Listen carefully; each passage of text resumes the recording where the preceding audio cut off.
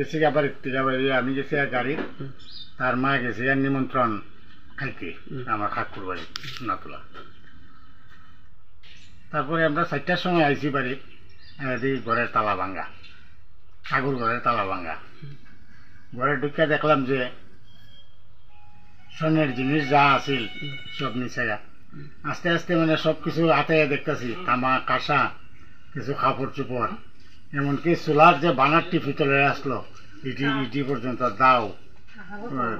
টাকা না ছিল মানে ঘরের মধ্যে প্রায় 50,000 সব লেগে গেছে। এই ব্যাপারে পুলিশে জানাইছেন? এবার আমরা গেছি পুলিশের এখানে, থানার গেছি, অ্যাপ্লিকেশন দিয়েছি, থানা আইছিল। বাসাটা কোন মধ্য গনকি, করইতলা, পাড়া করইতলা, গনকি গনকি।